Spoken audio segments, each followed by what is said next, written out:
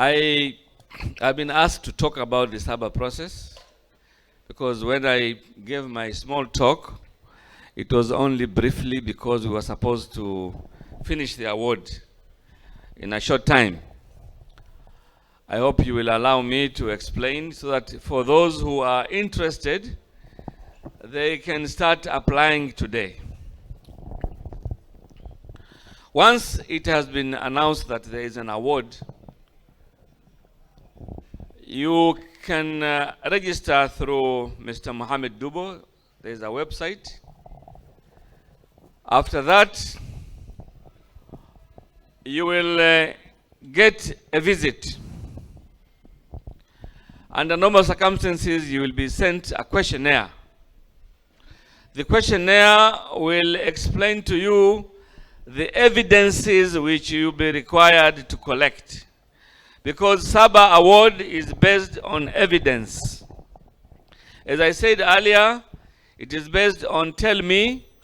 This is the ISO process, ISO 9000 process, in the international standards. You tell me, many people can tell a lot of things, stories. Then you ask, show me.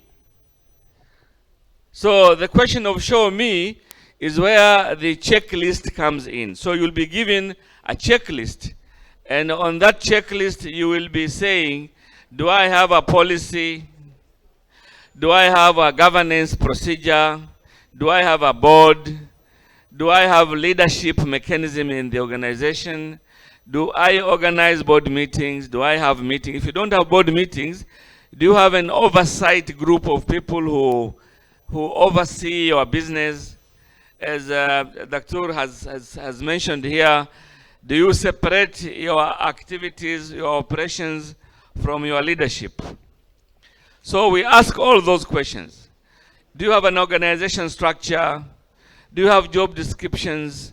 So all those are required to be ready. So when the assessor, Saba assessor comes to visit you, if you really prepared yourself, you should just be asked a question. Show me here. Show me here. It's very easy. That's why you find that there are some companies in this gathering here who love. They choose their love and they love their choice. They have chosen Saba and they love Saba. So when the assessor goes, where is the policy? Here it is. How do you implement it? That's where the problem comes in. So all those questions are asked. But you don't panic because you will be given the questionnaire to prepare for yourself. Like the way you apply for a passport, you are given a checklist. These are the things required. So you don't go to the migration office. One time I went to renew my new passport in Kenya, and there were 10 people who were rejected because they didn't have the document were upside down. Others were in front, others were behind. The officer was telling them, look at this old man. I corrected him. I said, I'm not old. He has organized his papers. Where is birth certificate? It is here. Where is the old passport? It is here. So it was very easy for the migration officer to say, fine, rubber stamp, go to the next office, take a photograph, come next week for your passport. But if you don't organize your documents, then it is very difficult for you you give some challenges to the assessor. Therefore, the assessor will come again tomorrow, day after tomorrow. So that's the first thing we do in Saba. The second process is when the assessor, before he leaves, he will ask you, I have asked for this policy. Can I take it? You say, no, don't take it. It's confidential. And in Mombasa, we have a saying that if you want to be a grandfather, don't hide your daughter. Yeah, if you hide your daughter, you'll never be a grandfather. So if you don't give the document, the problem will be when there is a judgment during the judges meeting, the judges will ask, you gave here 5 points out of 7. Where's the evidence? Then the assessor will say, I saw it. Where is it? So it's important that you show the evidence, and where possible, unless it is very confidential, unless it is cash dollars. Because sometimes, have you made profit? Yes. How much? $50,000. Can I take the dollars? I take them to Saba. You are not allowed to do that.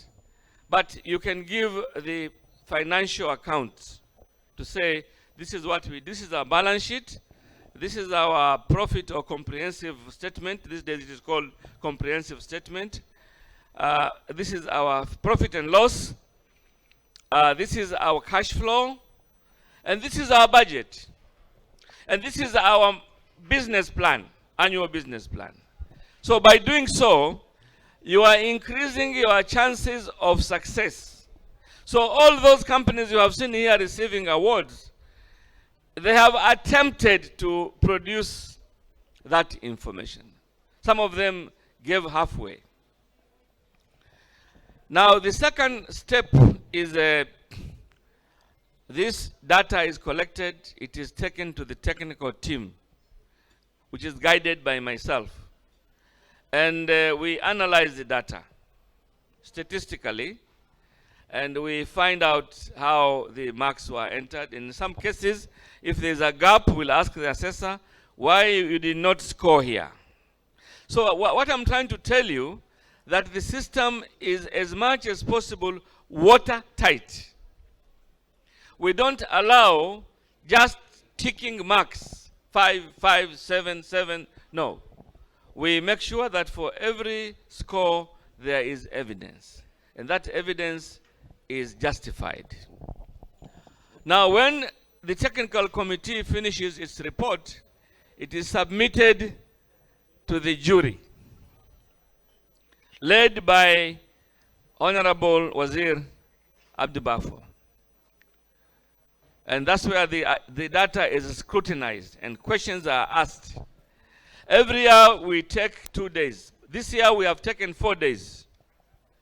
Because every time we submit the data, the jury will say no. We don't want to stand in Jazeera, we announce a company, and we are not sure. So it is the honor, respect, and integrity of the Honorable Chairman of the committee. He will not stand here if he knows that something was not correct. I also will not enter the aeroplane in Nairobi and come here and then present data which I'm not sure of. I have done this job for 20 years. I'm the chairman of the famous Kenya Company of the Year Award. And I am the chair of that committee, and I am sure that when I present the data to the judges, I'm shaking. Sometimes I leave the office, I leave the committee meeting at 4 o'clock in the morning, and the judges' meeting is at 7. Normally judges want to come at 7 in the morning. And the data has to be ready. There's no option. You have to analyze it, you have to summarize it on PowerPoint, and present it to the judges. So what I'm trying to say, that even here, we do the same.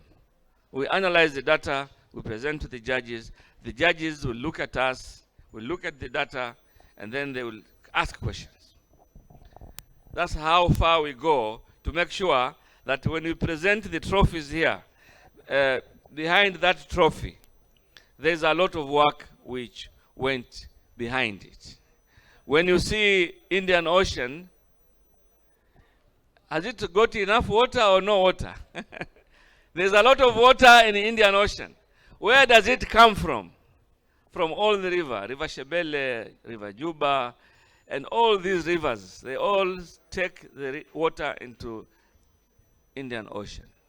So when you see this trophy, There's a lot of energy and work which has gone through. They all know me that sometime during the meeting I doze because I have not slept at night. I will wake up at 4, continue working. I want to make sure that every number is properly justified. Now let me come to the last step. The last step now is the judges to agree. And once they have agreed, then the data is taken to the manager, who is Mr. Mohammed Dubo, and it is taken for making of the trophies, these trophies. Yeah, so once the trophies are ready, they come here in the morning, and in the afternoon, we have the report. Now, let me complete by saying, shukran. Let me complete by saying that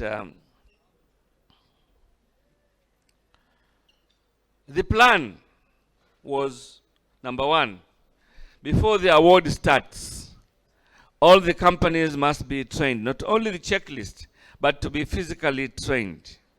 Unfortunately, it could not be possible. The other thing which we want, inshallah, to do starting from this year is as soon as the awards are given today, the next day we do a breakfast meeting where all the participating companies, including the old boys and old guys, the one who were there before, the one who won in 2016 and 2017, should come here tomorrow. We have breakfast. I think Mr. Duba will confirm whether that breakfast is there tomorrow, so that you can ask questions, so that you can be motivated to come again and again and again. Let me tell you that the purpose of all this is to, if I can copy what, I think he copied from Somalia, Trump. He said, we want to make America great again. So, it started here that we wanted to make Somalia great again. So the purpose of Saba is really to take Somalia where it was before. When I came here in 2002, I fell in love with the place. Even though by that time there was a lot of chaos, I said this is a place which can be, there's a lot of potential here. And I have also already created about 300 or 400 people who are now roaming around Somalia doing great jobs. Together with, there's a lady there called Marian Kawane. We were together in that group, and we have developed young people, middle-aged people, and they are now big people here. They are consultants for UN. They are working in UN companies. Some of them are in Gigiri, UN. They are working there. And they are very proud to say, we were taught by Sultan and his team. So this is a great project, and we want you to support it. Assalamu alaikum wa rahmatullahi wa barakatuh.